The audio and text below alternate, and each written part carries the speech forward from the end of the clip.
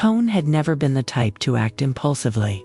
But that afternoon, in the heart of the bustling city square, with music blasting from the speakers and people swarming like ocean waves, his calm composure shattered the moment he spotted Tudim standing alone by the fountain, looking so small, so fragile, yet trying so hard to appear strong.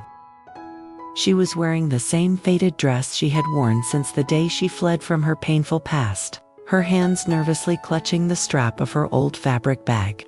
As whispers began spreading among the crowd like wildfire, some recognizing her as the mysterious girl living under Toan's protection, others sneering, wondering how someone like her could stand beside a man of his status. Diem kept her gaze low, pretending not to hear them, but her trembling shoulders betrayed the silent storm brewing inside her chest. A storm made of shame, fear, and the constant belief that she did not belong, that no matter how kind Toan was, she would forever remain a shadow beside him, unworthy of being seen, let alone acknowledged.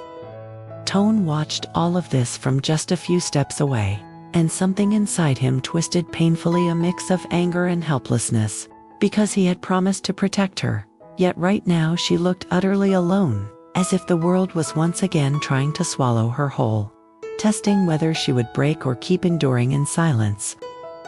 He could have called her name from afar, could have gently asked her to follow him somewhere quieter, could have pretended not to notice the hushed insults thrown in her direction, just like any reasonable, sensible man would do to avoid trouble. But Toan was no longer content with being reasonable. His heartbeat roared in his ears as he strode toward her, each step echoing louder than the music, louder than the crowd. His eyes locked on hers, wide, startled, shimmering with confusion, and without hesitation, without a single word, he reached out and firmly took her hand. The moment Toan's fingers wrapped around Diem's trembling hand, time seemed to freeze, as if the entire square forgot how to breathe. Music lowered into a distant hum, conversations halted mid-sentence, and all eyes, curious, shocked, judging, turned toward them like a sudden spotlight, forcing their connection into the center of attention. Diem felt her heart leap into her throat. Her first instinct was to pull away, to escape before things got worse, because she had spent her whole life hiding in shadows, not standing in the open. And now, under the weight of countless gazes, she felt exposed, vulnerable, unsafe, as though at any moment, someone might rip her hand away from his. But Toan's grip was unwavering, warm and reassuring, not forceful, not demanding, but steady, like a silent promise, a message spoken without words. I am here, no one will harm you. She looked up at him, confusion swirling with disbelief, wondering why he chose now, here, in front of everyone, to stand by her side. The crowd reacted in scattered murmurs, mixed with disbelief and intrigue, some whispering that it was inappropriate, that he was ruining his reputation, others gasping in secret admiration, touched by the bravery of such a gesture, and a few, especially women, watching with softened eyes as if witnessing a scene from a love story, one too honest, too raw, to be denied. Diem's breath trembled as Toan gently but firmly pulled her closer, closing the gap between them until she could feel the steady rhythm of his heartbeat through his chest, a rhythm that strangely synchronized with hers, calming the chaos in her head, drowning out the noise, replacing fear with an unfamiliar warmth, one she refused to name because naming it meant accepting it as real. She dared to whisper, barely audible beneath the murmur surrounding them, "Toan, what are you doing?" Her voice cracked with both fear and longing, as if she already knew the answer, yet was too afraid to believe it, afraid that this moment was just a dream destined to fade. Toan did not release her hand. Instead, he lifted his chin, facing the crowd with quiet defiance, his voice low yet firm as he finally spoke, not loudly, but clearly enough for all to hear. She is not someone to be looked down on, and those few simple words struck the air harder than any shout could. Diem stood frozen, caught between two worlds. The world she had known all her life, where she walked with her head down, unseen and unwanted. And this new world Toan was pulling her into, where she was no longer invisible. Where someone dared to hold her hand in front of everyone, without shame, without hesitation, turning her from a shadow into someone worth claiming. Her chest tightened, not from fear this time, but from something far more dangerous, hope. Hope was a fragile thing, one she had never dared to hold on to. Because every time she had, life had ripped it away without mercy, leaving her curled in darkness, promising herself never to believe in miracles again, never to mistake kindness for love. She looked up at Toan, her eyes glistening with unshed tears, searching his face for doubt, hesitation, or regret. But there was none, only certainty, only quiet strength, as if he had already made his choice long before this moment, and now he was simply letting the world know. Her voice trembled as she whispered, barely audible beneath her own heartbeat, "Toan, please don't do this if you're only trying to protect me." Because protection was something she could accept. She was used to being pitied, but love was terrifying, too bright, too overwhelming, too beautiful to be meant for someone like her. Toan turned to her, his eyes soft yet unyielding, and for the first time, he squeezed her hand not as a shield, but as a declaration. His gaze speaking louder than words as he leaned closer and replied, "I am not protecting you, I am choosing you." Those words hit her like thunder, shattering every wall she had built around her heart. Her knees weakened, as if her body could not handle the weight of being wanted. Every scar, every night she cried alone, every insult ever thrown at her, they all came rushing back, not to hurt her, but to remind her how far she had come. How maybe, just maybe, she had earned the right to be loved. To stand, not behind someone, but beside them. A single tear finally slipped down her cheek, not of sadness, but of something far rarer in her life, acceptance. As she slowly tightened her grip on Toan's hand in return, not with hesitation, but with newfound courage, answering his silent declaration with one of her own. Just as Diem finally found the courage to hold Toan's hand back, letting her fingers intertwine with his, in a quiet but powerful answer, a sharp voice suddenly sliced through the moment like a cold blade. "What do you think you're doing, Toan?" The crowd parted as a woman stepped forward, heels striking the ground like accusations.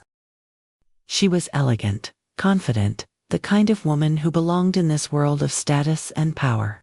With flawless makeup, expensive perfume, and a stare that could silence an entire room.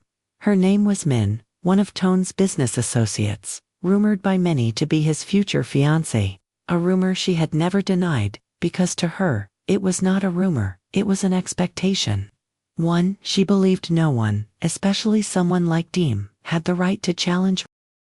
Her gaze traveled from Toan's face to their joined hands. Lingering on the way, Diem clung to him with shy determination, and a smirk of disbelief curled at the corner of her lips. "Toan, this girl, in front of everyone. Is this some kind of joke?" Her tone was sweet, yet laced with poison, sharp enough to wound. Diem instantly felt her courage crumble, her grip weakening as shame crept back into her chest like a familiar ghost, threatening to pull her away, to remind her that she did not belong in this battle, that she had survived her whole life by staying quiet, not by standing firm. And for a split second, she almost let go. But before she could withdraw her hand, Toan tightened his grip again, firm, unshaking, stronger than before, as if to say, "Don't run, not this time, not anymore." He stepped forward, placing himself slightly in front of Diem, not to hide her, but to shield her from the cruelty aimed at her. "This is not a joke, Min," he replied calmly, his voice low but cutting through the tension like steel wrapped in velvet. "If you came here expecting me to stand silently while someone I care about is humiliated, then you never understood me at all." The square fell utterly silent because for the first time, Toan had drawn a line. Min's eyes narrowed, anger flickering beneath her polite smile. "You're willing to risk your reputation, your future, everything for her." She spoke as if Diem were not even human, but an obstacle, an inconvenience. Yet it was precisely that tone that made Toan step back and take Diem's hand once more, lifting it slightly, as if presenting a truth to the world. Yes, he answered without hesitation, and that single word was more powerful than any speech. Her heart pounded wildly against her ribs, but unlike before, it was not out of fear, it was from awakening, a new fire kindling inside her chest, fed by Toan's courage and his refusal to back down. And for the first time, she realized that if she stayed silent now, she would forever remain the girl who needed saving. She took a trembling breath and stepped out from behind Toan, her hand still in his, but her voice now ready to stand on its own. Turning to face Min, not with arrogance or challenge, but with calm dignity that no insult could shatter. Because respect was not something begged for, it was earned by how one chose to stand. "I know I am not from your world," Diem said softly, her voice clear enough for everyone to hear.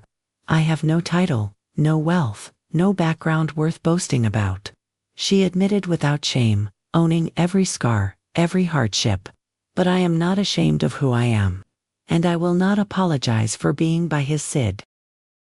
A stunned hush fell over the crowd, not expecting the quiet girl they once pitied to speak with such grace, not expecting humility to sound stronger than pride. And even Min, momentarily caught off guard, could not hide her surprise, as Diem lowered her head respectfully and concluded, "If he ever decides to let go, I will walk away without a word," her fingers tightening around Toan's just slightly. "But as long as he chooses to hold my hand, I will not be afraid to hold his back."